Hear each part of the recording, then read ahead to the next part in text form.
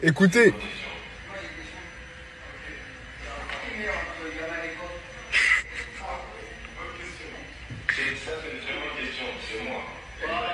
Les gars, est-ce que vous connaissez Désiré Doué? Déjà, on a compris un peu son tempérament. Quand il a, depuis, Booba lui fait un pressing, il partage pas le son. Il partage pas le son de l'ancien. Il reste fidèle à ses principes. Et là, tu pensais qu'il allait fuir la question, on lui a posé une question simple. T'es plus fort que Yamal ou pas? Il a répondu du tac au tac. Voilà, je suis plus fort que Yamal. Non, on peut avoir son avis sur la question. Pour moi, quand même, voilà, Doué, il est un peu en dessous de Yamal. Mais, il a des coronets. Voilà, c'est comme dans la cour de récréation. À l'époque, on disait, tu cours plus vite que moi, toi? M'en bats les reins. Bon, je courais pas très vite. Mais c'est pas grave. C'est comme ça qu'on forge son mental de champion. Et Désiré Doué, il va jamais avouer qu'un jeune, voilà, comme lui, voilà, dans le football, qu'est-ce qu'il a de plus, Yamal? Voilà, il a l'Euro. Doué, il a la Ligue des Champions. Doublé en finale de Ligue des Champions. Voilà. Doué, je suis d'accord avec toi. T'as des coronets, assume-les. Voilà. Merci, Désiré. Les gars, Désiré Doué qui dit qu'il est plus fort que Lamine Yamal. Écoutez. Écoutez. Ah, poteau. Réécoutez carrément.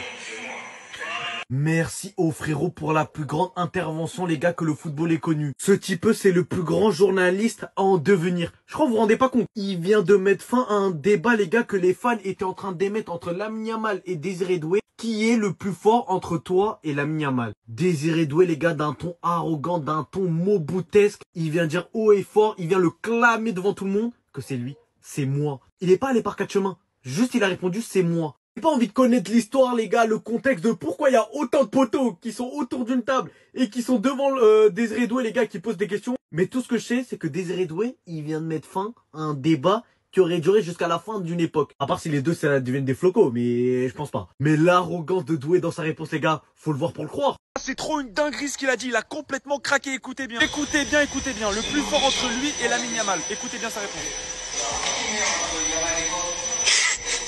Écoutez. Le culot, les gars, le culot a parlé à sa place. Il vient de gagner la Ligue des Champions, il est plein de confiance. Alors il le dit, il dit les termes, on lui pose la question et il répond sans broncher. C'est lui le plus fort entre Lamine Yamal et Désiré Doué. Quel est mon avis? Me posez pas la question, je vais vous dire Désiré Doué, tout simplement parce qu'il est parisien et que je suis pas objectif. Oui, je l'avoue, Désiré Doué froisse Lamine Yamal. Voilà. Non les gars, sérieusement, qu'il soit plus fort ou non, là, c'est pas la question. Ce qui est important de retenir, c'est que lui l'a dit, il a osé dire qu'il était meilleur que Lamine Yamal. Ça, déjà, c'est fort. Alors oui, certains diront qu'il rigole, il est pas sérieux. Non, il est très sérieux. C'est un joueur du PSG. Regardez ce qu'il y a sur le logo. C'est le Paris Saint-Germain. Ici, on a confiance en nous. On est au-dessus des autres. Point. Le Paris Saint-Germain est le plus grand club de France et Désiré Doué en fait partie. Donc, il a raison d'avoir un peu d'arrogance. Certains diront que c'est de l'arrogance. Moi, je dis que non. C'est Désiré Doué. Voilà. C'est Désiré Doué. Il a le droit de le dire. C'est un crack. Félicitations. Mais en attendant, allez Paris. Écoutez bien Doué quand on lui demande s'il est meilleur que Yamal.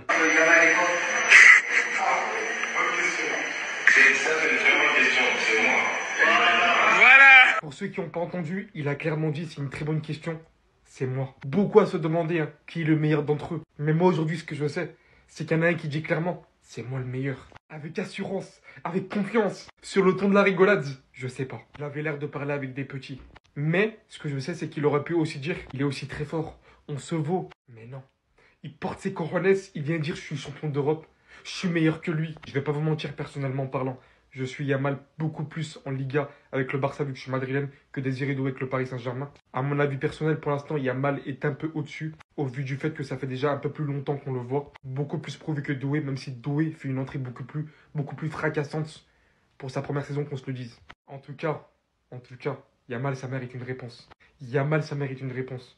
Si tu réponds pas. Mais bon, je sais que lui, il aime bien répondre sur le terrain. Et dans ce cas-là, j'ai hâte d'un Paris Saint-Germain-Barça. Désiré Doué dit qu'il est plus fort que Lamine Yamal. Écoutez.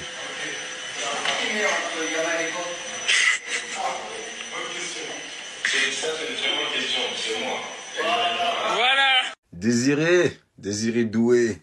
Je sais, pour un homme, lui dire qu'il est moins fort que quelqu'un d'autre, ça fait mal. Mais tu peux pas dire que t'es plus fort que Lamine Yamal, je suis désolé. Je t'aime bien. Tout le monde sait que j'aime bien Désiré Doué. Mais tu peux pas dire que t'es plus fort que Lamine Yamal. Lamine Yamal a 17 ans, regardez dans le tableau qu'il est. 3e meilleur dribbleur. Le nombre de dribbles réussis sur une saison. 3e égalité avec Eden Hazard. Le premier c'est Messi. Il est juste derrière Messi. Regardez juste le buzz qu'il a quand il rentre dans une salle. En Corée du Sud, Désiré.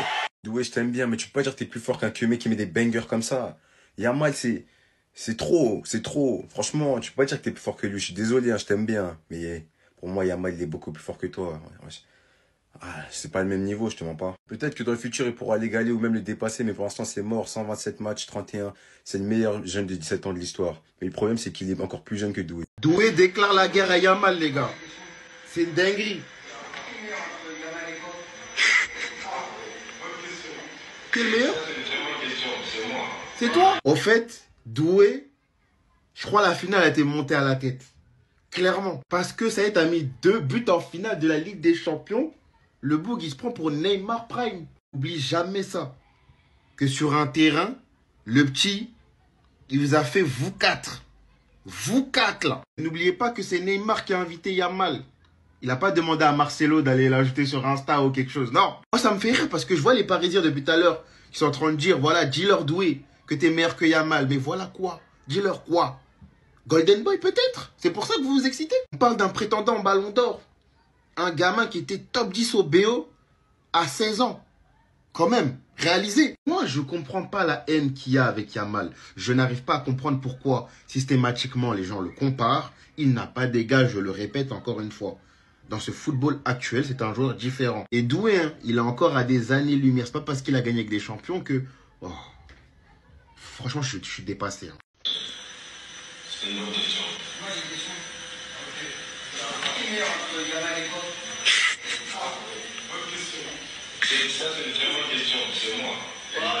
Voilà. Donc là, un jeune vient poser la question à Désiré Doué, qui est le meilleur entre lui et Lamine Yamal. Désiré Doué répond que c'est lui. Et des gens sont choqués. Les gars, vous avez cru qu'il allait répondre quoi? Que Yamal le fout droit? Vous pensez vraiment qu'il allait répondre ça? Arrêtez. Même si on peut le penser, moi je peux le penser, moi j'estime que Yamal est meilleur que lui. Et le fait que lui dise pense être meilleur que Yamal, c'est pas un scandale. Posez-moi la question à Arda Güler, demandez c'est qui le meilleur entre lui et Yamal. Vous pensez vraiment qu'il va dire que c'est Yamal? Arrête, bon, Arda Güler il est un peu timide, tout ça. En tant que joueur, tu sors comme Désiré Doué, t'es meilleur jeune joueur de quasiment toutes les compétitions, tu marques des buts super importants, doublé en finale, une passe D. Tu fais v'là la saison, vraiment v'là la saison. Avec beaucoup d'accomplissements et vous pensiez vraiment qu'il allait dire que Yamal était meilleur que lui. Arrêtez, arrêtez s'il vous plaît. Encore si Yamal avait la carte de Léo, il avait fait une saison à la Léo avec des statistiques où il est intouchable. Comment il est sur une autre planète? Oui, j'aurais compris. Et là, c'est que le début, les gars. Yamal aussi, il a ses débuts. Dans le jeu, il fait une excellente saison. Sur les accomplissements, le point de vue comptable, Désiré Doué peut s'estimer meilleur, c'est pas un scandale. Si je le rappelle encore une fois, parce que vous, j'ai l'impression que vous comprenez pas le français, des fois. Moi, je trouve Yamal meilleur que lui. Mais, libre à lui de le penser. CR7, il pensait bien être meilleur que Léo Messi. Et c'est pas un scandale. Parce que le gap entre les deux joueurs, il est pas si énorme que ça. Genre, c'est pas un gap abyssal. Écoutez Désiré Doué quand on lui pose la question, Yamal ou lui?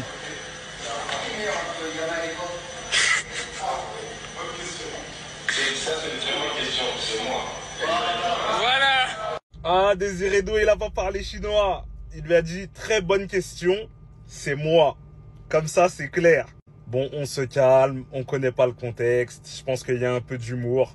Après, en même temps, il allait pas répondre. Ouais, Yamal, il est plus fort que moi. Comprenez-le.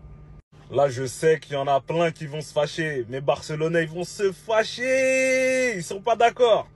Moi, j'ai mon opinion sur la question.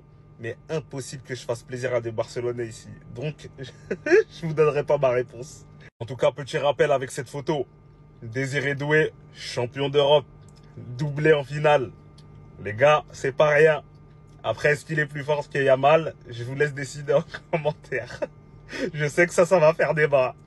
Et voilà, c'était sûr que c'était pour ça. Kylian Mbappé vient officiellement de passer numéro 10. D'autant plus que la raison va vous surprendre. Autant que la situation avec Rodrigo est très complexe. Arrivant bientôt à la fin du mercato, Rodrigo n'arrive pas à se détacher du Real Madrid, club qu'il aime du plus profond de son cœur, malgré le dénouement de plusieurs clubs. Surtout que la situation de Rodrigo a bien été détaillée. Il n'y a rien avec le Paris Saint-Germain, rien de sérieux avec Liverpool et Arsenal doit vendre pas mal de joueurs pour essayer d'aborder le joueur. Considérant que Rodrigo est plus sur le point de rester qu'autre chose, on se positionnerait sur la même longueur avec Vinicius, qui d'après un journaliste interne au Real Madrid, Vinicius restera cette saison. Son entourage insiste sur le fait qu'il n'a reçu aucune approche de l'Arabie Saoudite récemment. On a du mal à y croire un peu. Ça serait littéralement très rassurant de savoir que Vinicius et Rodrigo restent avec nous cette saison et que les situations s'améliorent tout simplement au fil des jours, que ce soit en termes de titularisation ou même de contrat à prolonger. Toutes les rumeurs avec Rodri, alhamdoulilah, tout était absolument faux. Loin de nous un mec comme ça. Pour la prochaine saison, Xabi Alonso n'a visiblement toujours pas terminé et il veut beaucoup plus de recherche. Toujours en parlant de l'avenir, même si Arda Güler n'a pas récupéré son numéro 10, on nous confirme une nouvelle fois qu'Arda Güler sera très essentiel pour le projet du Real Madrid à partir de la prochaine saison. Sera littéralement un élément clé de la construction de notre jeu. On ne pourrait pas en dire autant de Gonzalo Garcia qui avait fait très bonne impression lors de la Coupe du Monde des clubs. Au final, on nous dit que la décision finale n'a pas été prise et que Endrick veut tout faire pour essayer de rester au club. De l'autre côté, Ferland Mendy n'est pas du tout impressionné non plus. Malgré Fran Garcia, malgré Carreras, il se sent littéralement à la hauteur de les mettre sur le banc. Ça, c'est très ambitieux. On s'attendait, la raison du numéro 10 de Kylian Mbappé est très simple. Le Real Madrid espère désormais le pactole, alors que son simple numéro 9 la dernière saison avait déjà réalisé beaucoup de ventes. Le Real Madrid prévoit désormais des milliards de ventes avec le numéro 10 de Kylian Mbappé. Alors imaginez s'il fait une bonne saison. S'il reste concentré, il peut tellement tout rafler cette saison, sortir une saison d'antagoniste. C'est officiel les gars, Kylian Mbappé sera le joueur qui portera le numéro 10 pour les prochaines saisons au Real Madrid. Il récupère donc logiquement le numéro 10 laissé par Luka Modric. L'info a été officialisée sur le compte Insta du club, ainsi que sur le site internet. Et je sais qu'il y en a beaucoup qui sont pas d'accord avec cette histoire-là. Moi perso je l'aurais donné à quelqu'un d'autre ou je l'aurais coffré le numéro 10 et l'aurais octroyé peut-être les saisons qui viennent, mais peut-être que le Real n'avait pas le droit. Et en soi ce n'est pas choquant parce que ce numéro-là il le porte déjà en équipe de France. Donc il n'y a pas besoin de faire toute une histoire. Le club a décidé de suivre la voie du marketing et on ne peut pas leur en vouloir pour ça. Parce que le marketing fait également partie de la gestion du club. Et comme je l'ai dit également en live, Kylian Mbappé, le 9, lui allait bien finalement. Ça lui collait bien à la peau en soi. Donc moi, j'aurais pas été contre de lui laisser le 9 et de filer le 10 à quelqu'un d'autre. Peut-être Arda Güler plus tard ou je sais pas quoi. Après, sinon, ça a l'air stylé en vrai le maillot. Mais après, chacun a son avis et je respecte. Maintenant, moi, la question que je pose, c'est que maintenant qu'il a libéré le 9, qui est-ce qui va récupérer le numéro 9 selon vous? Est-ce que pour vous, Gonzalo Garcia mérite de récupérer le numéro 9? Ou c'est plutôt Endrick pour vous qui devrait récupérer le numéro 9? Ou encore ça dépend. Peut-être que le club souhaite récupérer un numéro 9 sur le marché, j'en sais rien. Mais quitte à choisir entre Gonzalo et Endrick, moi je dirais personnellement que ça dépend de celui à qui tu donnes le plus de temps de jeu. On voit clairement que ces derniers temps, Gonzalo il est en train de prendre l'ascendant sur Endrick. C'est-à-dire il a un peu la confiance de l'entraîneur et c'est un profil qui plaît beaucoup à Xabi Alonso. Endrick, je ne dis pas qu'il aura pas ses chances. Peut-être que c'est lui le futur numéro 9, j'en sais rien. Après, si le club décide de faire dans l'ancienneté, c'est Endrick qui le récupérera. Ou sinon, si Gonzalo joue souvent, bah faut le donner à Gonzalo, quoi, je sais pas. Dites-le moi dans les commentaires, qu'est-ce que vous en pensez. Et surtout, pour ne rien louper, vous savez ce qu'il vous reste à faire. Abonnez-vous, les gars.